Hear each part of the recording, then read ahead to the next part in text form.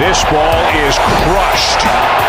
You're listening to the New York Yankees Recaps Podcast, where we're talking New York Yankees baseball all season long.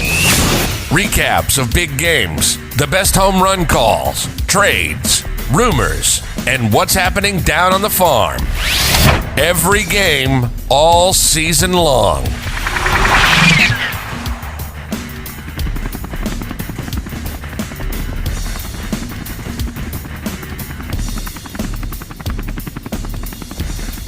It's hard to believe that the new Yankee Stadium has been open for going on 11 years now at the time of this recording.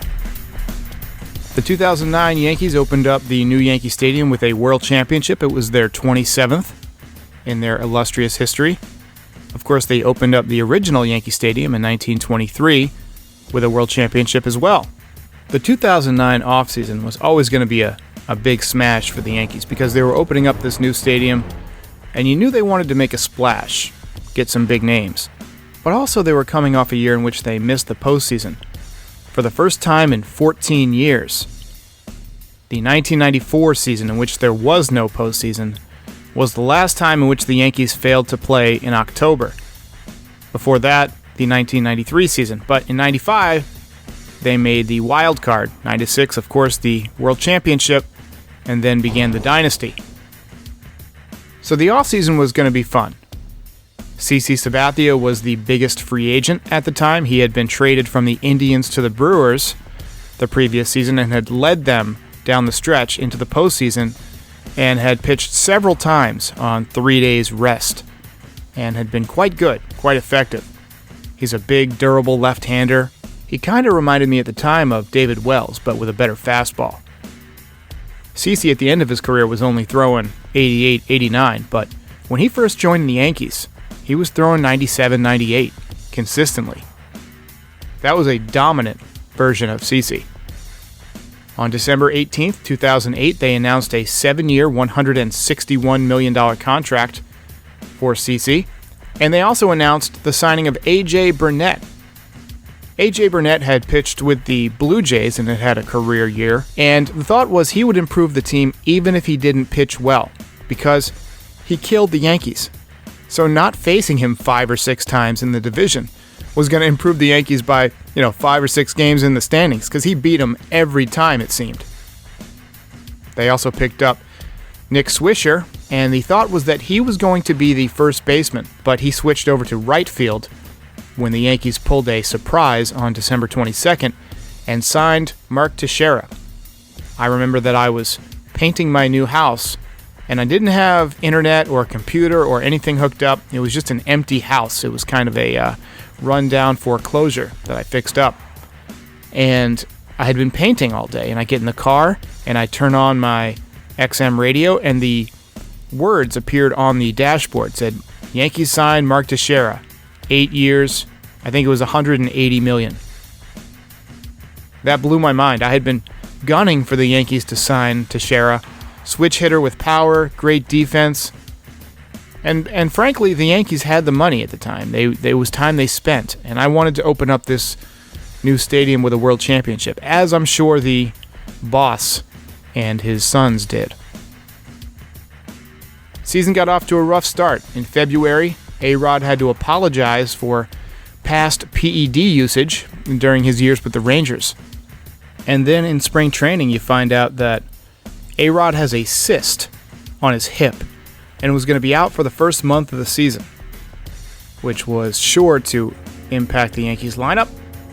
But at least they had signed Teixeira, and they had some new firepower in Swisher. They had Johnny Damon, Hideki Matsui. So, season was still looking good.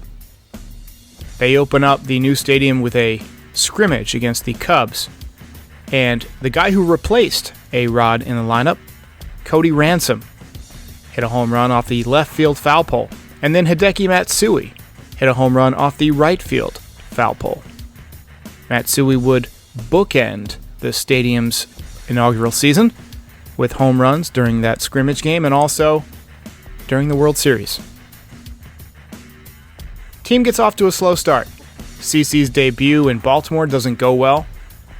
Wouldn't surprise me if same thing happens to Garrett Cole. There's a lot of pressure early on in the season. Pitchers aren't completely warmed up. And you're adjusting to a new lifestyle, a new team. But eventually, CeCe got it together. And I think the same thing is going to happen with Cole if he struggles out of the gate. Chien-Ming Wang was supposed to be the Yankees' number 2. But he struggled as well. And his numbers were absolutely atrocious in 2009. He was coming off of a couple of great 19-win seasons, and then in 2008, he gets injured in Houston, running the bases. He injures his foot, and that causes him to change his delivery, which put some strain on his shoulder, and effectively ended his career. He bounced around a bit after that, but was never the same. There's actually a documentary on Netflix, if you're interested, called Late Life, the story of Chien-Ming Wang, and it's all about his comeback. So Wang opens up the new stadium, and the Yankees get drubbed on opening day. They fell 10-3 to the Indians, although Jorge Posada did hit the first home run officially in the new Yankee Stadium. While I'm on the subject, let me just run through Chien-Ming Wang's career. Comes up in 2005, goes 8-5, pitches well in the postseason. 2006 and 2007, he wins 19 games with an ERA under 4. 2008, goes 8-2 in 15 starts with a 4.07 ERA before he injures himself. Misses much of the second half. And then in 2009, 1-6 with a 9.64 ERA. He just got drubbed.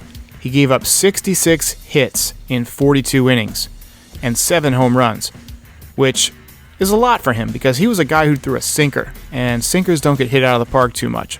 So for him to allow 7 home runs in 42 innings, or 1 every 6 innings, that was a lot for him.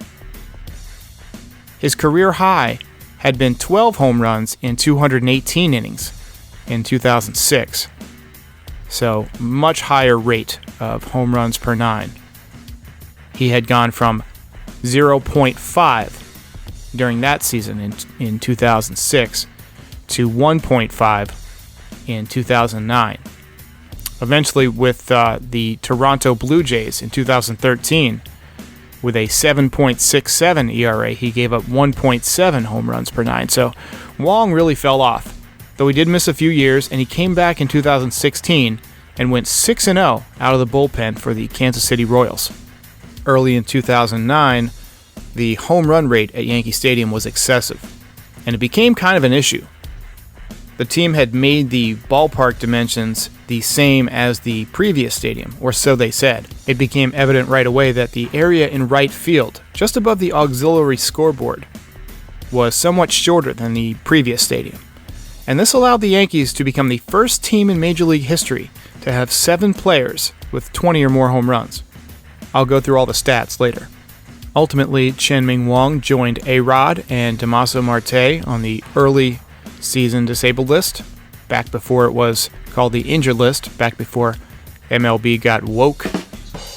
But when A-Rod returned in early May, he homered on the first pitch he saw in Baltimore, a 3-run shot, and now Mark Teixeira had some protection. The lineup just got longer. Robinson Cano was having a great year. A-Rod was back and hitting. He would have 30 home runs and 100 RBIs again that year. But not without some trouble. He had to hit 2 home runs and drive in 7 runs in his final inning of the regular season to make that happen. Mark Teixeira, up to that point, until A-Rod came back, had played 25 games, and the Yankees were 12-13 off to a slow start. Teixeira was batting .198 with 5 home runs and 15 RBIs. From that point forward, Mark Teixeira batted .312 with 34 home runs and 107 RBIs in 130 games. His OPS, .993. Outstanding season in his first season from Mark Teixeira. He almost won the MVP, and he almost hit 40 home runs. Finished with 39 home runs. Really nice year. Ended up being his best season with the Yankees. That year was the arrival of Francisco Cervelli. The Yankees had been playing poorly, and down in Atlanta, he hit a clutch home run in a game after Joe Girardi had been ejected, and that kind of injected some life into the Yankees team. And from there on out, they were hot. The theme for the year was Who Wants Pie? It was the year of the walk-off. The Yankees had 11 walk-offs, with A.J. Burnett slamming a quote-unquote pie, a towel full of whipped cream, onto somebody's face after each one. The team had 3 straight walk-offs versus the Twins. Melky Cabrera with a soft bloop to left field. Melky actually hit for the cycle that summer and had a very nice season. He arrived at age 20, which gives me hope that maybe the Yankees will get Jason Dominguez into the lineup at a very young age. The day after Melky's blooper won the game for the Yankees, A-Rod won it with a 2-run walk-off home run, followed by a third the next day when Johnny Damon hit a walk-off home run. Damon was so good with the Yankees he doesn't get enough love, and he had a great season that year. I remember in the World Series he stole second and third on the same pitch because nobody was covering third. I think there was a shift on, and he was able to take third base because nobody was covering. I saw him go 6 for 6 in the longest game ever played at Yankee Stadium. But anyway, the 3 straight walk-offs had not happened for the Yankees since 1972. So 82, 92, 02, so it had been 37 years. And it ignited a 9-game winning streak that wasn't snapped until they played an interleague game against the Phillies and lost 3-2. Posada had a walk-off on the 4th of July. Matsui hit a walk-off home run as well. A-Rod hit another walk-off against the Red Sox. That was the Yankees' 10th walk-off of the year. And then Robinson Cano hit the 11th. He had a great season, and he was the best second baseman I have ever seen. So smooth, great at turning the double play, amazing arm. He had over 200 hits that year, scored over 100 runs, hit for surprising power. He had a 4.5 wins above replacement that season. Batted .320 with 25 home runs, 85 RBIs, 204 hits, 103 runs, just 30 walks, and just 63 strikeouts. He's always been a guy who puts the ball in play. That was his age 26 season.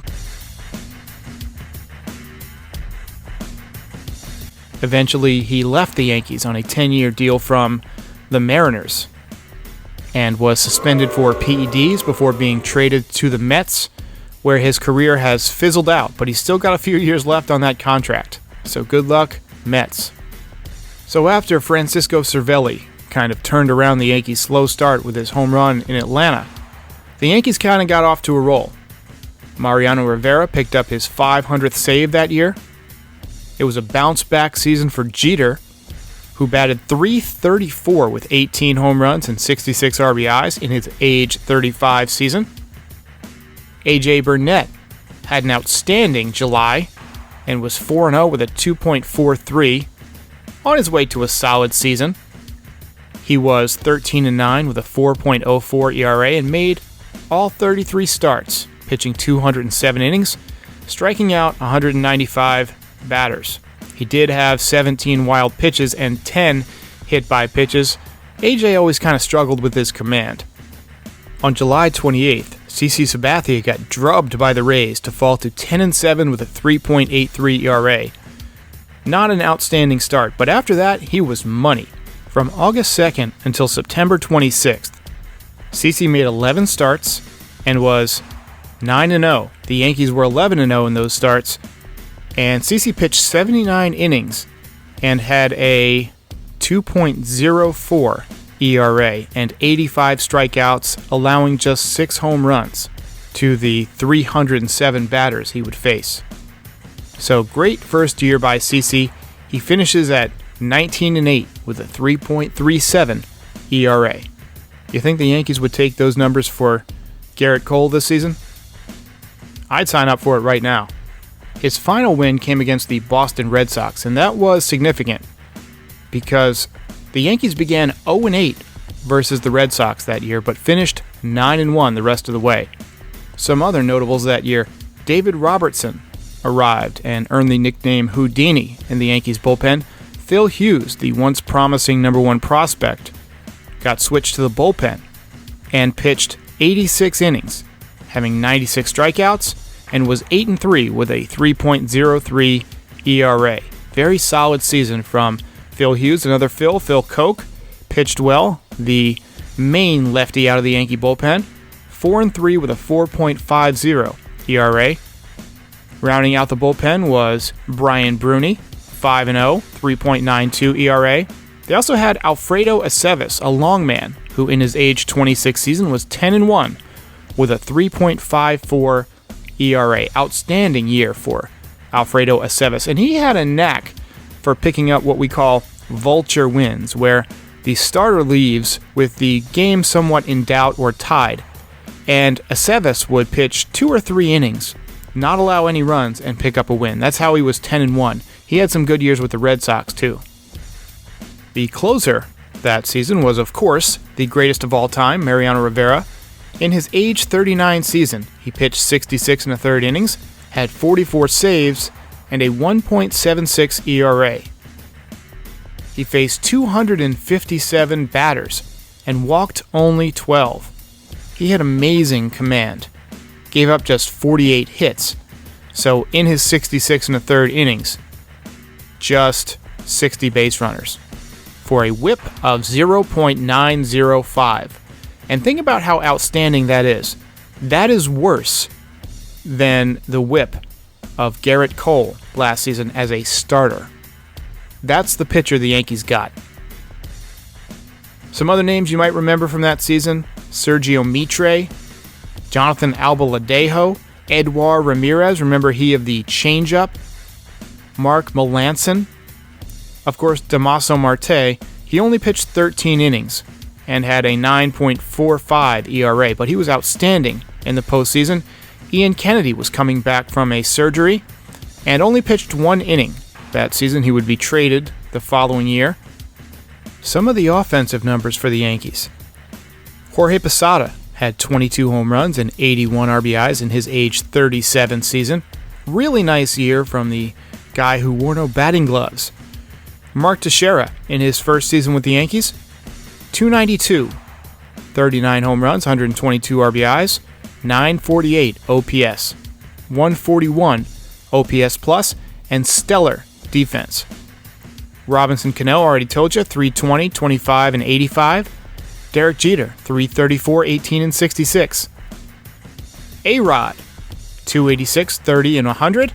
And Johnny Damon, 282 with 24 home runs and 82 RBIs. I forgot that Damon had so much power. Melky Cabrera, in his age 24 season, 274, 13 home runs, 68 RBIs. Struck out just 59 times. He's another guy that put the ball in play. Nick Swisher had a nice bounce-back season with the Yankees, batted .249, great on-base percentage of .371, 29 home runs, 82 RBIs, walked 97 times, switch hitter, .869 OPS, and Hideki Matsui in his final year with the Yankees, .274, 28 home runs, and 90 RBIs in his age 35 season. Brett Gardner played with the Yankees that year, still on the team. He was age 25 that year, batted .270 with 3 home runs and 23 RBIs, stole 26 bases in 108 games. Saw some other journeymen that year: Shelley Duncan, Juan Miranda, Xavier Nady, Jerry Hairston, Eric Hinsky, Ramiro Pena, Jose Molina, Angel Baroa, Kevin Cash, Freddie Guzman. You remember any of these guys? They were not major factors, but they were on the team. The Yankees would win the American League East over the Boston Red Sox by 8 games, going 103-59. The Boston Red Sox were 95-67. The Tampa Bay Rays were 84-78 and 19 games back. The Blue Jays were 28 games back, and the Orioles were 39 games back. The Yankees had the best record in the American League. Winning the American League Central was the Minnesota Twins at 87-76, and winning the American League West was the Los Angeles Angels of Anaheim of California of planet Earth with a record of 97-65. So the Yankees face off against the Twins in the American League Division Series. The Yankees took Game 1 7-2 behind CC Sabathia. Home runs from Derek Jeter and Hideki Matsui. But Game 2 is the game that everybody remembers, winning 4-3 in 11 innings. David Robertson picked up the win, but the big story was A-Rod finally exercising his postseason demons with a big game-tying 2-run home run in the bottom of the ninth off Joe Nathan. And then later on, Mark Teixeira, batting right-handed, hit a line drive that just cleared the wall in left field, bouncing off of the top of the camera for a walk-off home run. The Yankees would finish the series against Minnesota, Andy Pettitte picking up the win against Carl Pavano, and A-Rod hitting his second home run of the series to tie the game in the 7th inning, an opposite field home run, and the Yankees swept the Minnesota Twins 3-0, outscoring them 15-6 in the series. The Los Angeles Angels would sweep the wild-card Boston Red Sox 3-0 and match up against the Yankees in the American League Championship Series. I remember this was kind of a scary series. The Angels had beat the Yankees in 2002 and 2005 and seemed to have their number in the postseason. They had struggled in Anaheim that year, getting swept 3-0. So Game 1 of the ALCS, CC Sabathia pitches another gem, and the Yankees beat John Lackey and the Angels 4-1 on a blustery night in New York. Game 2, David Robertson picks up the win. A-Rod hits another home run, and Derek Jeter hits a home run. Yankees win 4-3 in 13 innings. Game 3, LA bounces back. Irvin Santana beats Alfredo Aceves. Home runs from Jeter, A-Rod, Damon, and Posada. For the Angels, home runs from Vladdy Guerrero and Howie Kendrick. Game 4, the Yankees go up 3-1 behind another brilliant performance from CC Sabathia as he beats Scott Kazmir. The Yankees win 10-1. A-Rod hit his third home run of the postseason, a monster blast over the bullpen and up into the stands. Game 5 was a tough one. The Yankees fell 7-6 after taking a 6-4 lead in the top of the 7th inning. They gave up 3 runs in the bottom half. Phil Hughes took the loss. Kevin Jepsen took the win. Brian Fuentes got the save. But the Yankees would finish it off in New York on October 25th behind old reliable Andy Pettitte against Joe Saunders. Mariano Rivera picked up the save, and the Yankees won 5-2, advancing to the World Series for the 40th time. An American League and Major League record.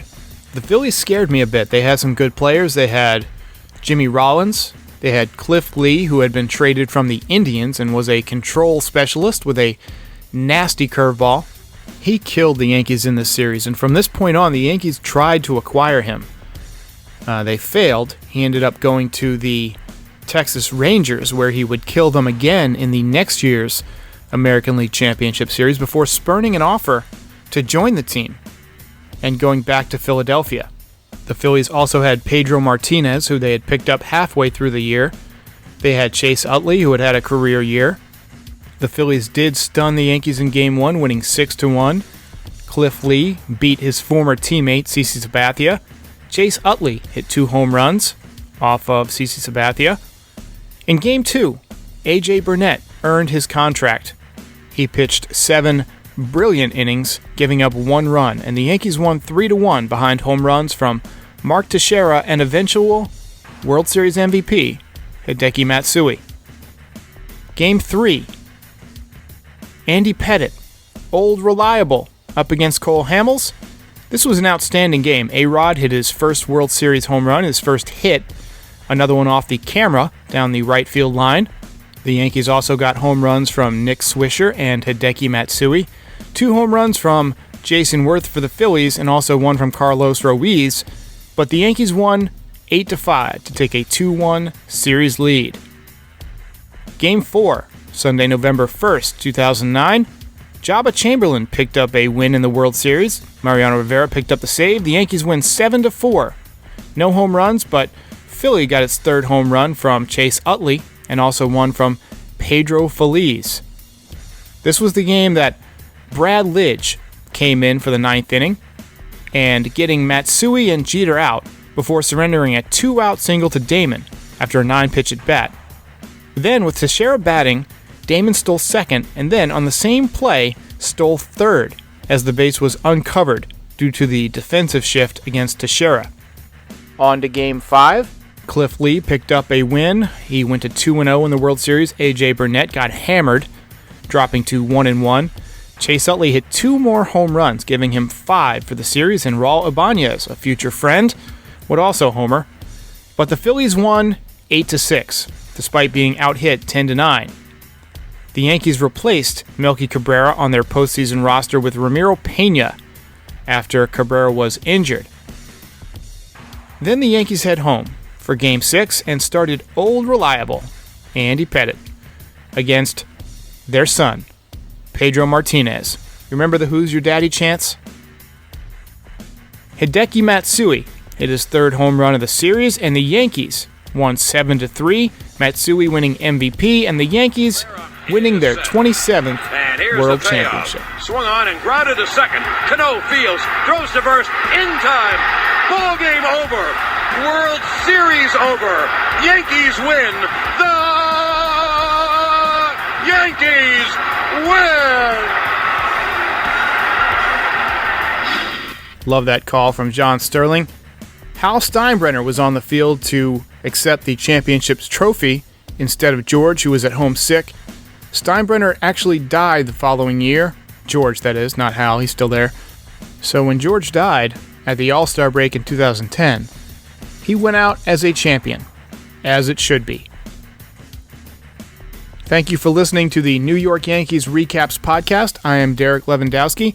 Stay tuned for more all season long. I'll be doing weekly podcasts. Reminder that you can follow NYY Recaps on YouTube for daily videos. I plan to do pre- and post games, talk about all the big topics, the trade rumors, show the best highlights, best home run calls, all that stuff. So stick around. I'll see you next time.